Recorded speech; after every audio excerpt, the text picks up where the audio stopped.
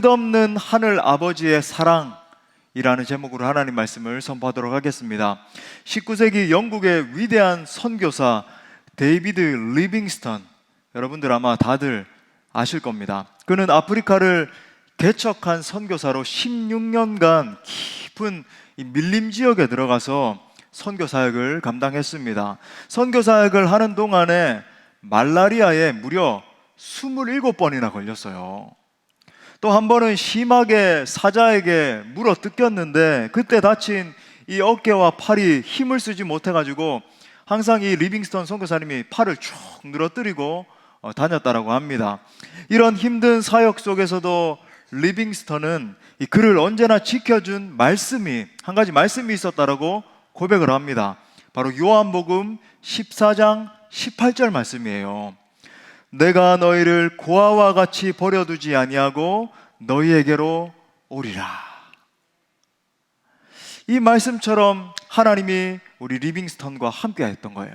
도와주시고 계속 격려해 주시고, 그래서 그는 아프리카 오지에서 선교하는 동안 행복하지 않은 날이 단 하루도 없었다라고 고백을 합니다. 정말 숭고한 고백 아닙니까? 성도가 신앙생활을 하는 가운데 자신의 정체성을 아는 것이 대단히 중요합니다. 정체성에 대한 이 깊은 인식이 없이는 신앙의 발전도 없고 또 승리하는 그리스도인으로서 살아갈 수 없습니다. 이 세상 사람들과 예수 믿는 사람이 구별되는 가장 극명한 특징이 무엇일까요?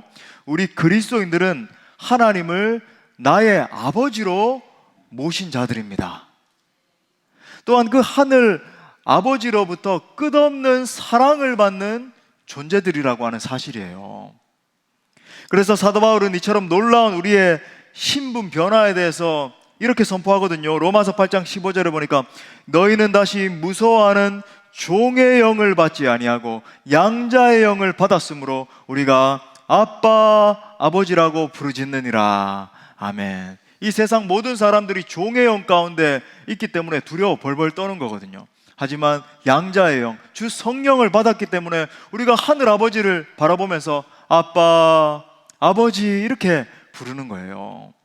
사랑하는 여러분, 내가 예수 믿어 구원받았다라고 하는 것은 단순히 지역 형벌로부터만 자유케 된 그런 의미에 국한된 게 아닙니다.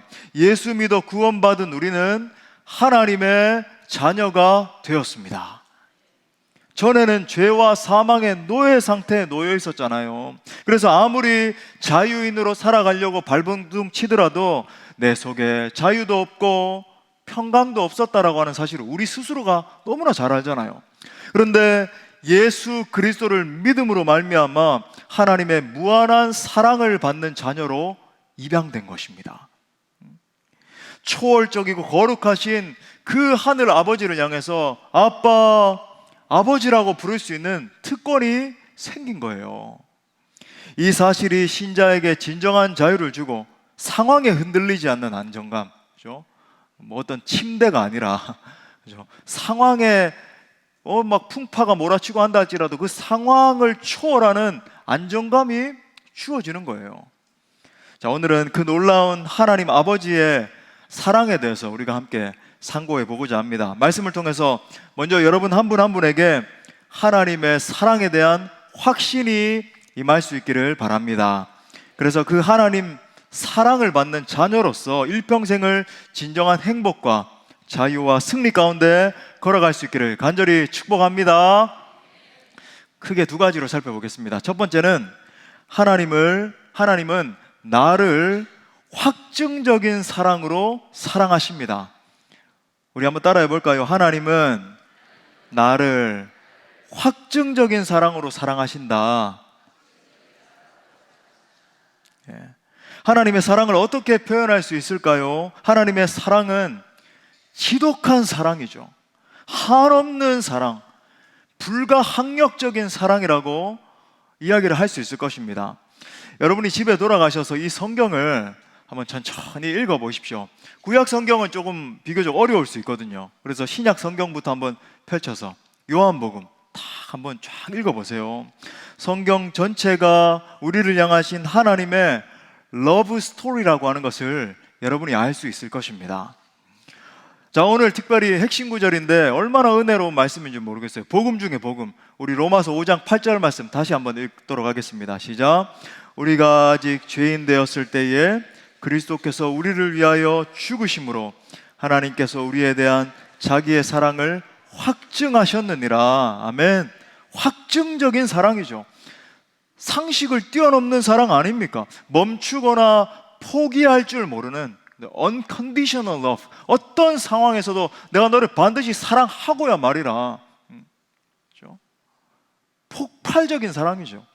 한번 생각해 보십시오. 세상에서 이런 사랑이, 지금 성경이 묘사하고 있는 사랑이 가능한 일입니까? 이 세상의 사랑은 매우 조건적이잖아요. 받을 자격이 있는 사람에게 그에 맞게끔 보상해 주는 것이 세상적인 사랑의 방식 아닙니까? 여러분, 이 세상의 친구들, 직장 상사가 내가 너를 참 좋아해. 사실은 능력이 있기 때문에, 그죠? 내게 어떤 능력이 있는데 그게 필요하기 때문에 내가 너를 이렇게 인정해 주는 거야. 뭐 이런 식 아니에요, 세상적인 사랑이. 또 상대방이 나를 대해주는 태도를 헤아려 보고 나도 그만큼 돌려주는 것이 세상의 정의의 방식인 겁니다. 자, 그런데 하나님의 사랑은 어떻다라고 말합니까? 받을 자격이 없는 자에게 임한 사랑, 조건 없는 사랑, 무제한적인 사랑이죠. 자, 오늘 말씀을 봐도 도무지 세상적인 사고방식으로는 이해할 수 없는 사랑이 나오지 않습니까? 자, 다시 한번 6절에 보니까 예수 그리스도께서 경건하지 않은 자를 위해서 죽으셨다라고 말하는 거예요. 아하, 이 말씀 기존에 우리 신자들은 많이 들어봤던 말씀이다. 그리고 처음 들어본 말씀이라도 이런 구절이 있구나, 이렇게 여겨질 수 있어요. 근데 세상의 다른 많은 종교들과 한번 비교를 해봐요. 비진리들이죠, 그죠? 이 세상의 모든 종교는 내가 어느 정도의 경건에 이르러야만 구원받을 수 있다라고 말합니다. 어떤 종교이든, 그죠? 그러니까 종교의 영이 있어요. 그 종교의 영 가운데 부복하고 따르지 않으면, 그죠? 복속되지 않으면 구원이 없다라고 이야기를 하는 거죠. 그러니까 거기에 자유가 있고 평강이 있고 사랑이 넘치고 그런 게 있을까요, 없을까요? 없어요. 무슬림들 보면은, 그죠? 이 무슬림 알라가 가르쳐주는 그 도덕 법들에 따라서 행하지 않으면 영원한 파멸에 처해진다. 그런 어떤 교리가 있기 때문에, 그 교리 때문에 그렇게 열광적으로 믿는 거거든요. 불교에 가서, 그죠? 108배를 하고 어떻게 1000배를 하고 상관없습니다. 그죠? 요즘 우리 젊은이들은 뉴진 스님이 나와가지고 부처 핸접인가 그래가 하면서 벌쩍벌쩍 뛰고 불교는 아주 쿨한 거야. 여러분 한번 불교에 들어가 보시면 아시지만 얼마나 거기에 많은, 그죠? 그들이 만들어 놓은 종교적인 법도들이 있는지, 거기에 따르지 않으면 구원은 없다. 종교의 영이 부리고 있는 거죠. 어느 수준의 도를 깨닫고 어느 정도의 선을 행하고 어느 높은 공덕을 쌓아야만 영생을 얻을 수 있다고 하는 게 여러분 모든 종교들의 특징이에요. 하지만 하나님의 사랑은 전혀 다릅니다. 말도 안 되는 이야기를 하죠. 내가 아직 경건하지 않을 때, 그죠? 내게 아무런 의도 찾을 수 없을 때, 내게 무슨 선한 자원이 전혀 없을 때, 나는 죄 덩어리이고 내 상태를 봐서는 이제 살아갈 가능성이 없고 나는 상처투성이이고 나는 아무런 소망이 없다라고 외치는 바로 그때 죄 없으신 예수께서 나를 위해서 십자가에 달려 돌아가셨다는 거예요. 여러분, 이게 무슨 진리입니까? 여러분, 이 엄청난 은혜를 어떻게 묘사할 수 있나요? 여러분, 근데 이것이 하나님이 우리를 사랑하시는 방식이에요. 충격적이죠. 또 8절에 보니까 예수 그리스도의 죽음은 죄인인 우리들을 향한 하나님의 사랑의 확증이다, 개런티다 라고 이야기를 하는 거예요. 여러분, 어떻게 죄인을 사랑할 수 있습니까? 아니, 내 자신의 상태를 봐도 죄인을 어떻게 사랑할 수 있어요? 그죠? 더군다나 죄인인 우리를 위해서 자신의 하나밖에 없는 아들을 십자가에 매달아 찢어 죽인다. 여러분, 내 사랑하는 자녀를 어떻게 그 누군가를 위해, 심지어 그것도 죄인인 상태에 있는 사람을 위해서 찢어 죽일 수 있습니까? 세상적인 사고방식으로는 이해가 불가능한 거예요. 하지만 하나님의 사랑은 우리의 관념을 뛰어넘는 충격적인 사랑입니다. 성경을 보시면 여러분, 하나님은 우리에게 말 걸어 오시는 분이시거든요. 하나님의 커뮤니케이션이 드러나 있는 게 성경이에요. 하나님 우리와 커뮤니케이션 하시거든요. 근데 하나님의 커뮤니케이션 방식을 보면 굉장히 충격적인 방식으로 말 걸어 오신다는 것을 볼 수 있어요. 일반적이지 않습니다. 하나님 굉장히 강렬하게 말씀하시죠. 왜 그런가? 그렇지 않으면 죄인인 우리가 움직이지 않으니까, 꿈쩍달싹도 하지 않으니까 하나님 그렇게 하시는 거거든요. 여러분, 하나님의 사랑을 볼 때 우리의 어떤 기존 사고방식, 우리 세상이 가지고 있는 가치관, 세상 다른 종교들이 이야기하는 것과는 다른 충격적인 방식이에요. 끔찍한 죄인이기 때문에 하나님께 반역하고 비참하게 죽어가는 나를 사랑하시는 겁니다. 온갖 죄로 완전히 범벅이 돼서 선한 구속이라고는 조금도 찾아볼 수 없는 나를 사랑하시는 거죠. 기독교 복음의 핵심이 무엇인지 아십니까? 그것이 바로 하나님은 우리를 사랑하신다는 진리입니다. 우리 한번 자신의 가슴에 오른손을 얹고 한번 따라해 봅시다. 저를 대신해서, 우리 하나님을 대신해서 고백하는 거예요. 하나님이 나를 사랑하신다. 하나님이 나를 불쌍히 여기신다. 할렐루야. 그리고 여러분, 우리를 향하신 그 하나님의 사랑의 절정이 무엇인지 아세요? 바로 지금 우리가 나누고 있는 예수 그리스도의 십자가입니다. 하나님이 세상을 이처럼 사랑하신다 그랬는데, 여러분, 이처럼이라고 하는 이 한 말씀을 전하시기 위해서 십자가에 매달리셨어요. 십자가로 자기의 사랑을 확증하신 겁니다. 그러니까 우리가 믿음의 눈을 들어서 저 예수께서 달리신 십자가를 바라보면 하나님의 음성이 들려야 되죠. 하나님 뭐라고 말씀하시는가? 내가 너를 사랑해. 아들아, 딸아, 내가 너를 사랑해. 내가 너를, 내 사랑하는 하나밖에 없는 아들을 십자가에 매달아서 찢어 죽일 정도로 그만큼 사랑해. 내 전부를 포기한다 할지라도, 내가 어떠한 대가를 지불한다 할지라도 너를 반드시 구속하고 말 거야 라고 외치는 그 현장이 바로 십자가 현장인 거죠. 이러한 하나님의 사랑에 대해서 종교개혁자 존 켈빈은 불가항력적인 은혜라는 용어를 썼어요. Irresistible grace. 우리 한번 따라해 보겠습니다. 불가항력적인 은혜. 여러분, 이 교리는 인간의 전적인 타락의 교리에 기반을 두고 있거든요. 무슨 말인가? 즉, 죄로 인해서 완전히 무너졌던 우리 인간들 아닙니까? 아무런 소망도 없던 그런 인간들 아니에요. 지금 온 인류가 자행하고 있는 저 모습을 한번 보시죠. 누가 우리 인간을 향해서 선하다라고 할 수 있나요? 우리의 뇌 속에서 하루에도 수십 번 더 끔찍한 생각을 하고 있는 우리 자신을 한번 보세요. 우리가 얼마나 피폐한 존재들인지, 어떤 소망이 우리 안에 있습니까? 그 인간에게 임한 도저히 저항할 수 없는 은혜. 무슨 말이에요? 내가 아무리 하나님의 은혜를 갖다가 떠밀려고 한다. 하나님, 저는 이 은혜 받기에 부족합니다. 하나님, 제게서 이 은혜를 거두어 가십시오. 아무리 떠민다 할지라도 그 저항할 수 없는 은혜가 내게 막 밀려 들어오는 거예요. 저항할 수 없는 사랑, 마치 거센 파도처럼 밀려와서 내 안에서 흘러 넘치는 자비를 말하는 거죠. 죄로 인해 자유와 평강과 의의를 상실한 우리에게 임한 하나님의 절대적인 은혜인 것입니다. 십자가는 하나님이 우리를 사랑하신다는 사랑의 확증이에요. 영국 청교도의 후예로서 유명한 작가인 옥타비우스 윈슬로우가 이렇게 말했습니다. 누가 예수님을 죽음에 내어주었는가? 유다가 돈 때문에 내어준 것도 아니고, 빌라도가 두려움 때문에 내어준 것도 아니며, 유대인들이 시기심 때문에 내어준 것도 아니다. 바로 하나님 아버지가 당신의 사랑 때문에 그렇게 하신 것이다. 이 사랑이 내 안에 확증되어야 여러분 참다운 그리스도인으로 살 수 있습니다. 사실 우리의 많은 문제들은 사랑의 결핍으로부터 비롯되는 거거든요. 부모로부터 받아야 할 사랑을 충분히 받지 못했을 때, 또 부부간의 사랑이 부재할 때, 친구나 동료 간의 우정이 부재할 때 여러 가지 막 문제들이 속출하게 되는 거잖아요. 예를 들어서 부모로부터 충분한 어떤 조건 없는 그런 사랑을 충분히 받지 못한 아이는 나중에 커서 여러 가지 정서적인 문제를 안고 살아가게 되고 관계가 틀어지고, 그죠? 그렇게 되거든요.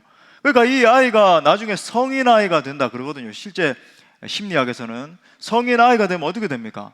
아무리 세상에 나가서 사회적인 관계를 잘 하려고 노력하고 뭔가 사람들 앞에서, 그죠, 내 자아를 활짝 자유롭게 펼치면서 살아가려고 해도 요 내 내면에 있는 성인 아이가 나를 자꾸만 끌어내리는 거예요. 자유롭게 살지 못하게 하는 겁니다. 당당하게, 그죠, 내 의사들도 이야기하고 슬픔에서 벗어나서 막 활짝 펴서 날개를 펴서 살 수 없게끔 나를 자꾸 막 사로잡는 거예요. 또 여러분, 근데 더 깊이 이 관계 문제의 근본에 들어가 보면 이 모든 문제의 근원에 하나님과의 관계 부재가 들어 있습니다. 하나님과의 관계가 깨어졌기 때문에 뭔가 거기에, 그죠, 유수되는 부분이 있기 때문에 여러 가지 내 삶의 문제들이 막 속출하는 거예요. 특별히 하나님과의 관계가 무너져 있으면 그것이 여러분 실제적으로 여러 가지 문제들을 양산합니다. 현대인들의 이 가만히 영적 상태를 보면 죄를 갖다가 탐닉하잖아요. 적당한 수준이 아니죠. 각종 중독의 양상을 보면 옛날에는, 그죠, 술 많이 마시고 담배 많이 피고, 물론 그것도 굉장히 끔찍한 일이었지만 지금은 극단적인 아주 마약에 취해가지고, 마약도 예전에 막 필로폰 이런 거는, 그죠, 코카인 이런 거는 약하다, 이제는 막 그거에 100배가 되는 펜타닐에 손을 대고, 그렇지 않으면 도저히 견딜 수가 없고. 여러분, 지금 막 젊은이들 말이 아니거든요. 집착에 신음하고 있고, 어떻게 해서든지 사람이 사람을 유린하고 착취하고, 끔찍한 범죄가 끊이지를 않고, 또 여러분 일반적으로 살아가는 것처럼 보이는 여러분들의 직장 동료들이나 여러분 이웃들을 한번 보세요. 더 많은 물질을 축적하고 또 축적해도 그 마음의 허무함을 달랠 길이 없는 거죠. 하루 종일 유튜브에 귀를 기울이고 넷플릭스 시청하고 해도 내 마음에 이 뻥 뚫린 것 같은 공허함을 채울 길이 없는 거예요. 더 자극적인 컨텐츠, 더 자극적인 무언가, 더 자극적인 뭐. 그러니까 기독교 진리 안에서 정말 풍성한 하나님의 사랑을 받아 누리지 못하니까 요 이단들의 특징도, 이단들은 굉장히 자극적이거든요. 그리고 너무 치우쳐서 말세에 대해서 이야기를 해야 되지만 너무 극단적으로 계속 말세에 대해서 이야기를 하면서 사람들의 심리를 공포로 몰아넣어가지고, 그죠, 계속 그 자극적인 콘텐츠에 빠지게 만들고, 얼마나 많은 신자들이 그런 영적 방황 상태 가운데 놓여 있는지 모르겠어요. 하지만 여러분, 하나님과의 관계 회복, 사랑의 회복은 우리를 이러한 여러 가지 문제들로부터 자유케 합니다. 진정한 치유가 여러분 하나님의 사랑의 관계 회복에 있는 거예요.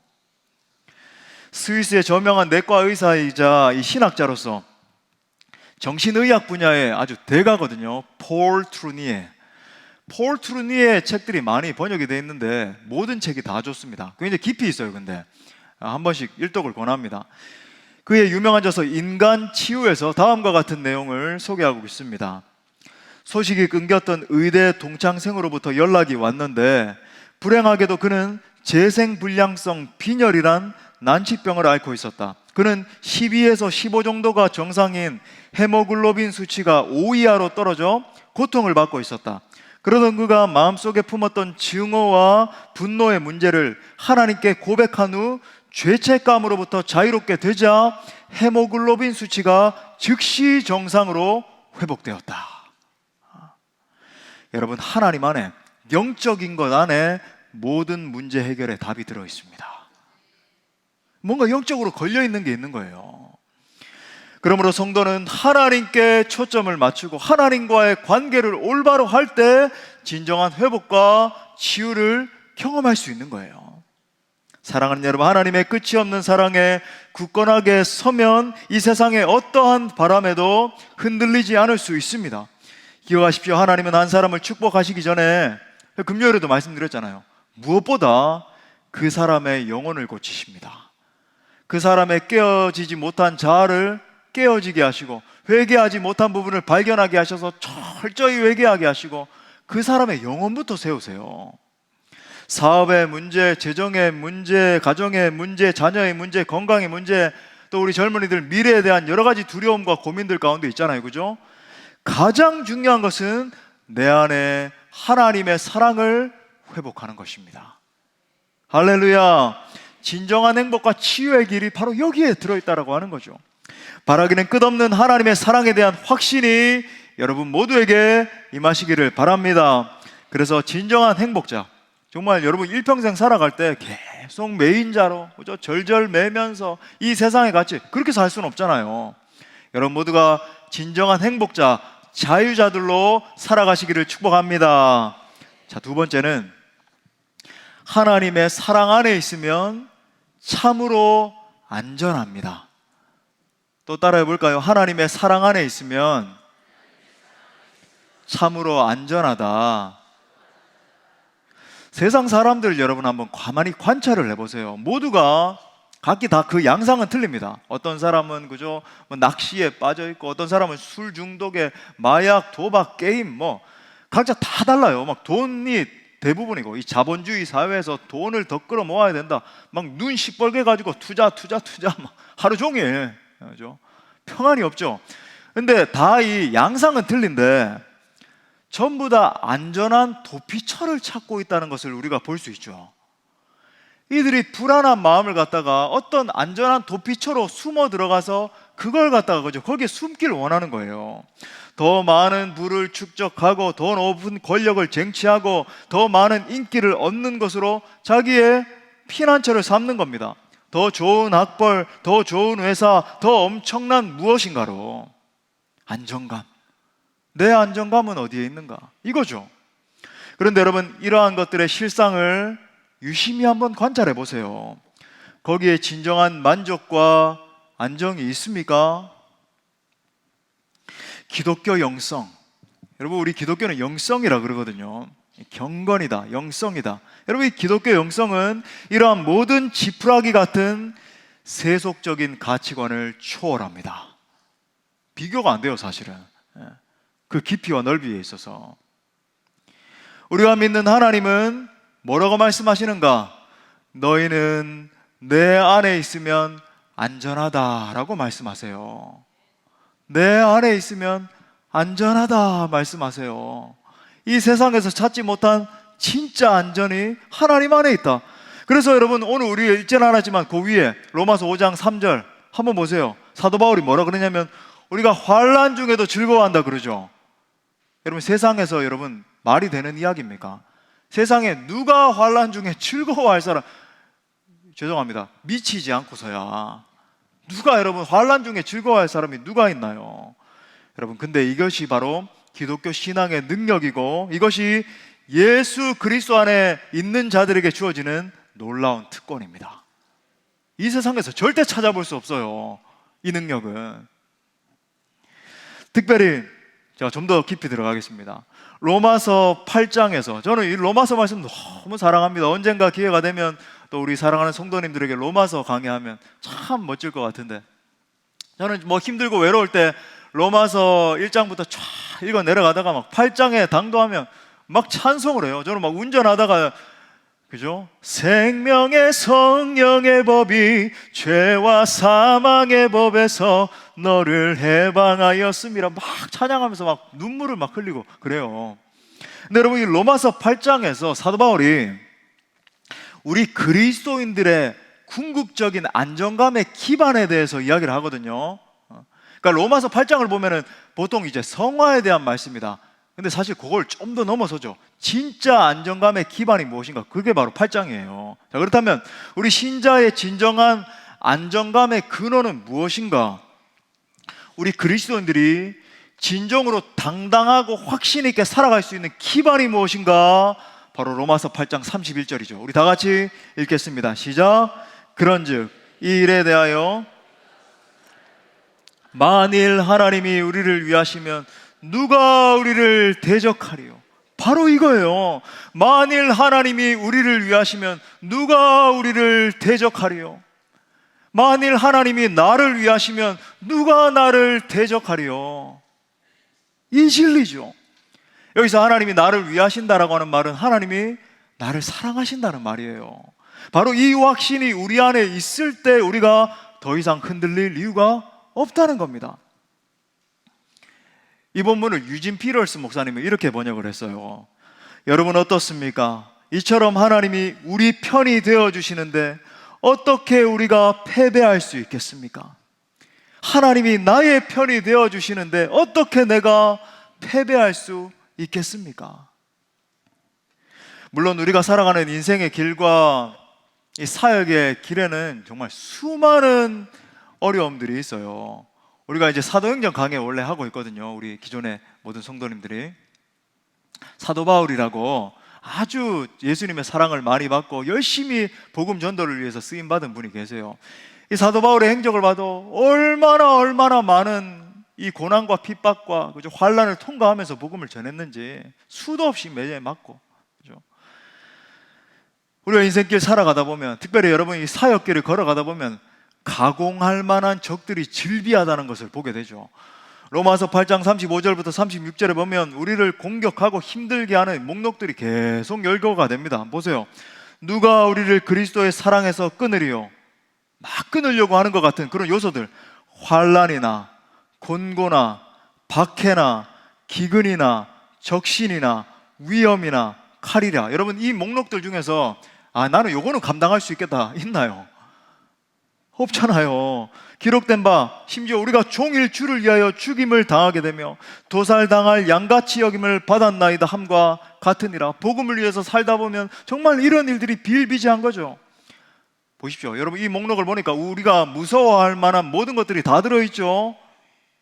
환난, 곤고, 박해, 기근, 적신. 적신은 그죠, 신체가 벌거벗겨지는 것, 수치를 말하는 거죠.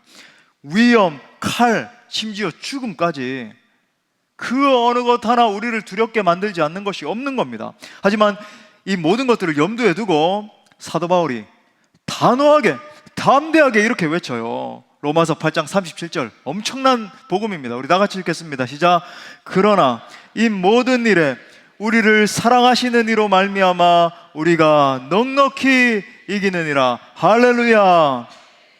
내 힘과 자원으로 이기는 것이 아니라고 하는 거예요. 내 경험과 내 지식과 내가 이만큼 통박을 가지고 있고 내가 이만큼 아는 사람이 많은 인맥을 자랑하면서, 그죠? 그렇게 이기는 게 아니라고 하는 겁니다. 우리의 승리의 근원이 뭐라 그래요? 나를 사랑하시는 예수님 때문에 넉넉하게 이기느니라. 예수님의 끝없는 사랑 때문에 승리할 수 있는 거예요.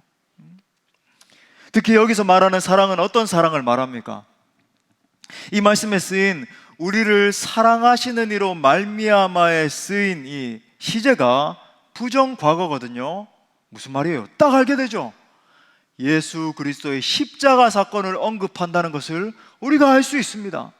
즉 예수님께서 짊어지신 십자가 고난, 십자가 사랑이 우리를 이기게 한다는 거예요.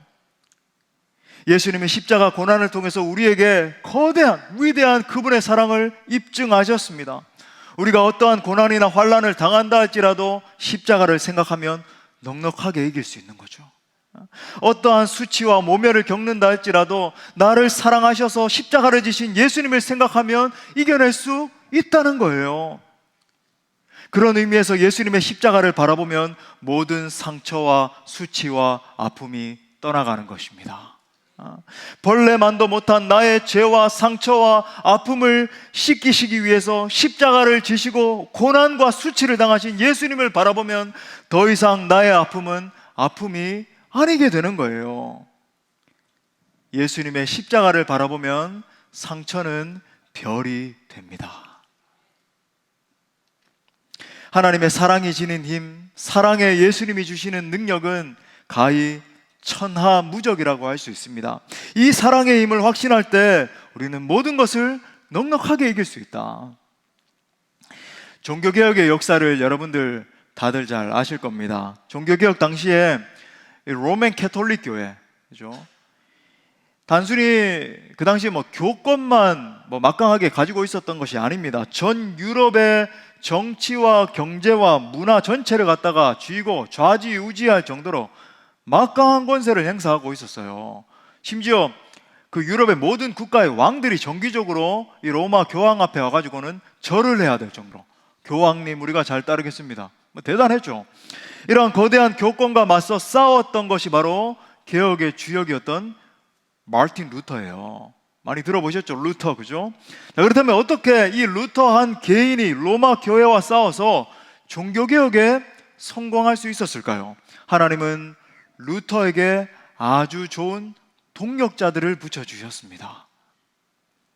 특히 종교개혁사에서 빛나는 한 인물인 필립 멜랑흐톤, 아주 좋은 친구가 돼서 루터를 많이 도와줬습니다. 이 두 사람은 어려울 때마다 서로를 격려하고 서로를 위해서 기도하면서 일으켜 세워주는 친구가 됐어요. 사실 루터의 나이가 멜랑흐톤보다 15살이나 많았거든요. 그럼에도 불구하고 이 둘은 정말 친밀하게 지냈습니다.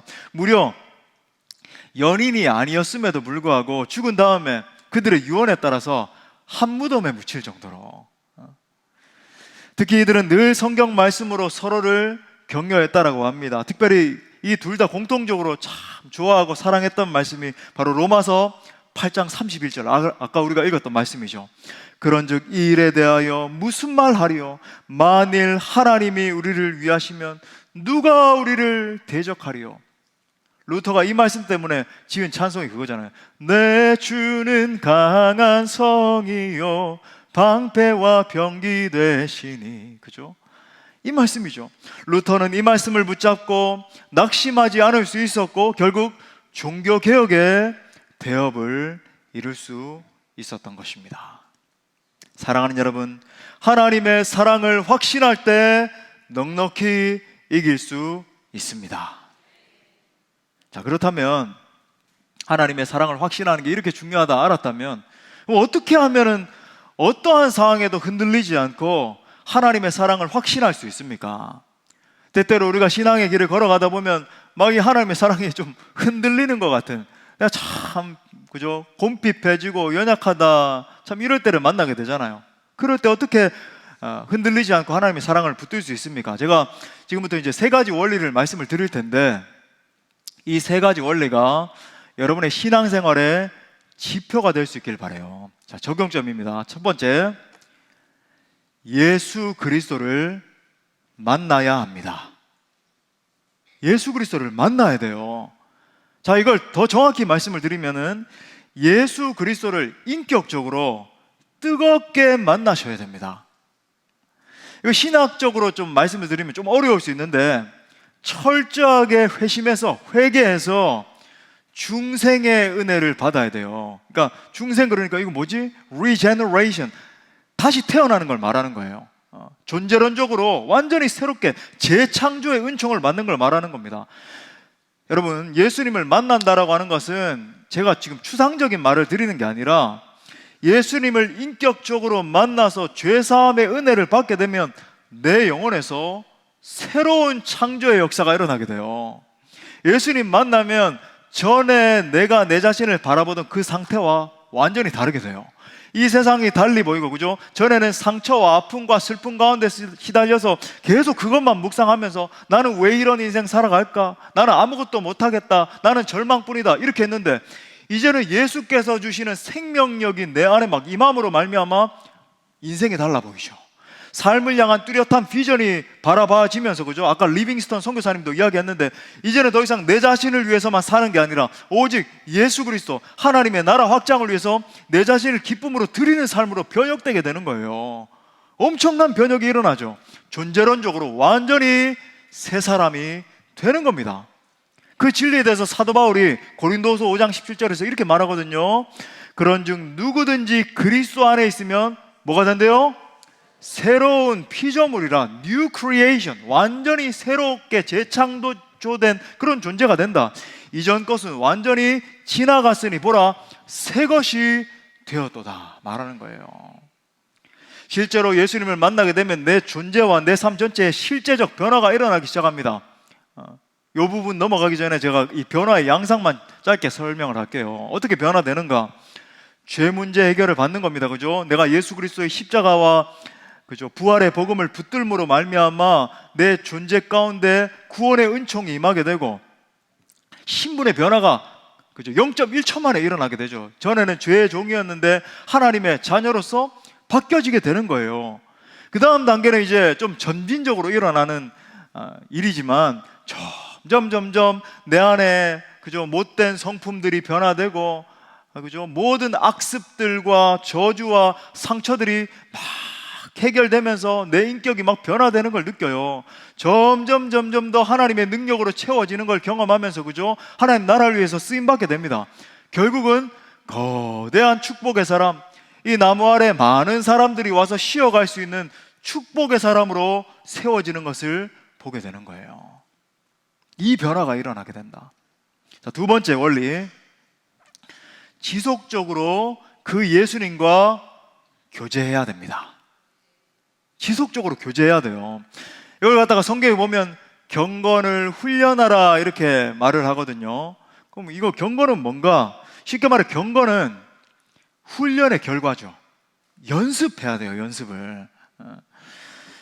그러니까 경건을 연습하기 위해서는 당연히 나에게 소중하게 있는 이 시간을 들이고 열정을 들이고 자꾸 훈련을 해야 됩니다. 영적으로 성장하기 위해서 가만히 있는다고, 그죠? 제가 여러분을 막 강제로 막 끌어다가 뭐 이렇게 할 수는 없어요. 여러분이 스스로 결정하고 은혜의 장 앞에 막 나오셔야 돼요. 그러니까 헬스장 가면 근육 운동 하잖아요, 사람들이. 그거하고 비슷해요. 근육이 처음부터 막 한 3번, 4번 막 아령 들어 올린다고 아놀드 슈왈츠제네거처럼 되고 그럽니까? 저는 아무리 해도 안 되던데요. 계속 훈련을 해야 되잖아요. 막 알통도 나오고 근육도 알도 배기고, 그죠? 그거 똑같아요. 제가 경건을 훈련하기 위해서 몇 가지 요소만 언급을 드리겠는데, 말씀 묵상. 처음에 말씀 묵상. 말씀 묵상이라고 하는 것은 영혼의 새 생명을 불어넣는 신령한 젖이라고 할 수 있어요. 우리가 어머니의 젖을 먹으면서, 그죠? 영양분을 공급받아서 우리가 이렇게 장성하게 됐잖아요. 신령한 젖이다. 베드로 사도가 이렇게 말합니다. 베드로전서 2장 2절에 보니까 갓난 아기들 같이 순전하고 신령한 젖을 사모하라. 이는 그로 말미암아 너희로 구원에 이르도록 자라게 하려 함이라. 특별히 이제 우리 처음 오신 분들은 우리 2024년에 경건 운동을 하고 있거든요. 성경을 이독해 봅시다, 묵상합시다, 기도합시다. 우리 책자도 있고 하니까 여러분들 우리 성도님들의 소개를 받으셔서 같이 하셔도 좋을 것 같아요. 우리 6월 달에 이제 우리 기존의 지체들도, 그죠? 1독을 끝내야 2독까지 이제 완수할 수 있어요. 벼락치기 이제 1독 6월 달에 해야 되는데, 여러분들 한번 성경을 읽어 보시죠. 또 우리 6월 말에 묵상 학교도 하려고 그러는데 묵상 학교에도 참석하셔서 어떻게 묵상을 하는가? 말씀을 가까이 해야 돼요. 자, 두 번째, 기도하는 일도 중요합니다. 그러니까 기도는 우리 영혼의 호흡이라 그러거든요. 어떠한 경우에도 호흡이 중단되면 안 되잖아요. 특별히 여러분, 기도를 하면 하나님이 우리의 기도를 들으시고 응답해 주세요. 그러면 하나님 앞에 자꾸 기도를 하면서 응답받는 걸 반복을 하다 보면 어떤 일이 발생하는가? 믿음이 자꾸 자라겠죠. 하나님이 나의 작은 신음에도 응답해 주시네, 기도에 응답해 주시네. 자꾸 요걸 경험을 하면, 반복적으로 경험을 할 때 자꾸 내 믿음이 커지는 거예요. 나중에는 내가 예전에는 도무지 상상할 수도 없었던 것까지도 구하면서 응답해 주시는 하나님을 막 경험하게 되는 겁니다. 기도가 중요하다. 또 우리 기존 분들은 뭐 다 알지만, 우리 처음 오신 분들은 우리 교회에 내일부터 새벽기도 나오십시오 그러면 여러분 너무 힘들 수 있으니까 금요 성령 집회가 아주 은혜로워요. 나오면 조금 충격 받으실 수도 있습니다. 저렇게 막 강력하게 부르짖고, 근데 그만큼, 그죠? 간절하게 우리가 하나님 앞에 반응하는 거거든요. 나오셔서 막 찬양도 많이 하고 기도도 하고 그런 시간이 있으니까 여러분 많이 은혜를 누릴 수 있길 바라고. 세 번째는, 이게 사실 더 궁극적인 건데, 예배의 성공자가 돼야 됩니다. 이건 한번 따라해 봅시다. 예배에 성공하면 인생의 성공자 된다. 예, 정말 그래요. 이 예배라고 하는 것은 제가 지금 말씀드리고 있는 모든 축복을 갖다가 한데 모은 종합 선물 세트 같은 거거든요. 예배에 나오셔서, 그죠? 예수 그리스도를 믿음으로 말미암아 거듭났는데 점점 자랄 수 있도록 돕는 많은 요소들이 있죠. 그래서 여러분, 예배에 빠지시면 될까요, 안 될까요? 예배 빠지면 안 돼요. 특히 주일 예배 처음부터, 그죠? 주일 성수해야 되겠다. 그리고 더 나아가서는 이제 기도에도 나오시고 자꾸 그렇게 해야 되는 겁니다. 자, 세 번째, 이 사랑의 확신 가운데 거하기 위한 세 번째 마지막 원리, 날마다 회개하는 삶을 살아야 합니다. 다시 말해, 계속해서 나의 내면과 삶을 십자가 앞에 가지고 나가야 된다는 거죠. 회개한다는 건 쉬운 거죠. 어려운 거 아닙니다, 여러분. 내 세상을 향하고 있고 내 자신을 향하고 있던 시선을 하나님으로 다시 돌리는 거예요. 이렇게 말하는 겁니다. 오 주님, 저는 죄인입니다. 저는 주님의 긍휼이 필요합니다. 나를 불쌍히 여겨 주옵소서. 기억하세요. 지속적인 회개는 지속적인 성령 충만의 열쇠입니다. 그러면 하나님의 끝없는 사랑을 확신하는 여러분 모두가 되시기를 축복합니다. 말씀의 결론을 맺겠습니다. 많은 사람들이 인생을 살아가는 가운데 이런 의문을 던집니다. 나는 정말 필요한 존재인가? 내가 존재하는 이유는 과연 무엇인가? 이 질문에 답을 하지 못하는 사람은 심지어 자기 스스로 목숨을 버리기까지 하잖아요. 사랑하는 여러분, 하나님을 만나면 진짜 자기 자신의 가치를 발견하게 됩니다. 나의 못난 부분, 나의 단점들, 나의 상처까지도 별이 되게 하시는 하나님이신 거죠. 구약 성경에 보면 여러분 많이 들어보셨겠지만 솔로몬 왕이 나오거든요. 솔로몬과 술람미 여인의 사랑을 기록한 것이 아가서거든요. 여러분, 이 술람미 여인이 솔로몬을 만나면서 자기 자신의 본래적인 가치를 발견하게 돼요. 자신을 사랑해주는 그 사랑 속에서 단점도 아름다움으로 승화되는 기적을 체험하게 됩니다.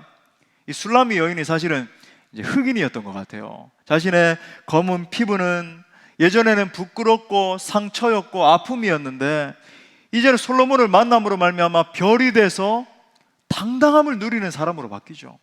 자기 안에 감추어진 아름다움을 사랑의 격려 속에서 되찾게 된 것입니다. 이처럼 사랑은 사랑받는 대상을 존귀하게 만드는 능력이 있습니다. 존귀한 자를 만나 존귀한 사랑을 받을 때, 그죠? 자기 자신이 정말 존귀한 사람으로 입증되는 것을 경험하게 되는 거죠. 철학자 괴테가 이런 말을 했어요. 태양빛이 비추이면 먼지도 빛이 난다. 와, 참 놀라운 말이죠, 그죠? 어떤 인생이라 할지라도 하나님의 그 놀라운 사랑에 빛이 비추어지게 되면 자꾸 오늘 찬송이 생각나네요. 예수의 사랑, 예수의 사랑, 바다 물결같이 내게 임하니 영광의 물결에 온전히 쌓여서 내 영혼의 기쁨 한량없도다.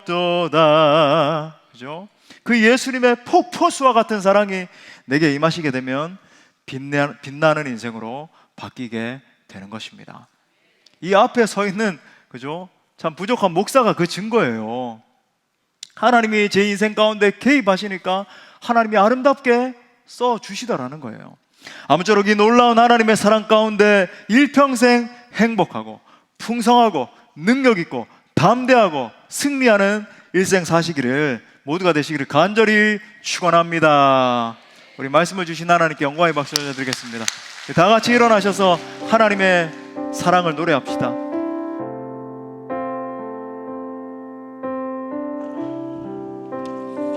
그 크신 하나님의 사랑 노래합시다. 그 크신 하나님의 사랑 말로 다 형용 못하네. 저 높고 높은 별을 넘어 이 낮고 낮은 땅 위에 죄범한 영혼 구하려 그 아들 보내사 화목제물 삼으시고 죄 용서하셨네. 하나님 크신 사랑은 증량 다 못하며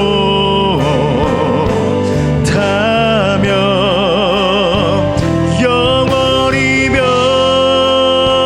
변치 않는 사랑 성도여 찬양하사. 괴로운 시절 지나가고 괴로운 시절 철 지나가고 땅 위에 화쇠할 때 주 믿지 않던 영혼들은 큰 소리 외쳐 주 믿는 성도들에게 주 믿는 성도들에게 큰 사랑 배 나같이 못난 죄인의 죄를 사해서 우리의 죄 사 그네 잊을까 그네 기 아멘 하나님 그 신사랑은 증량 다 못하며 영원히 변치 않는 사랑 성도여 찬양. 우리 3절로 고백합시다. 하늘을 두루마리 삼고 하늘을 두루마리 삼고 바다를 머물 삼아 한없는 하나님의 사랑 한없는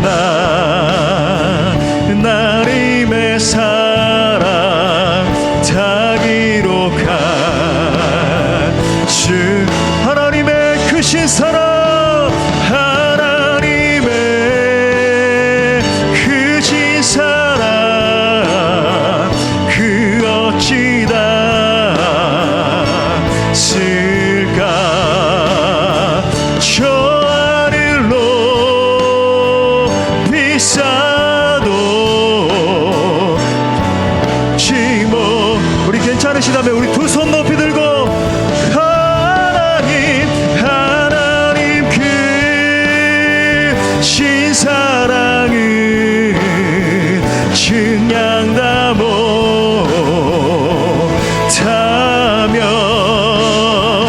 영원히 변치 않는 사랑 성도여 찬 우리 하나님의 크신 사랑을 선포하며 하나님 크신 하나님 그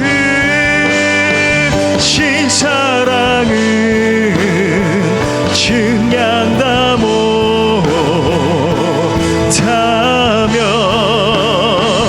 영원히 변치 않는 사랑 성도여 찬양. 한 번 더 하나님 크신 사랑 하나님 그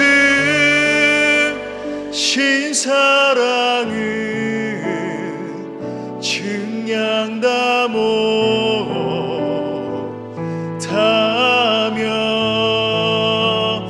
영원히 변치 않는 사랑 성도여 찬양하세. 이 시간 끝이 없는 하나님의 사랑 안으로 달려갑시다.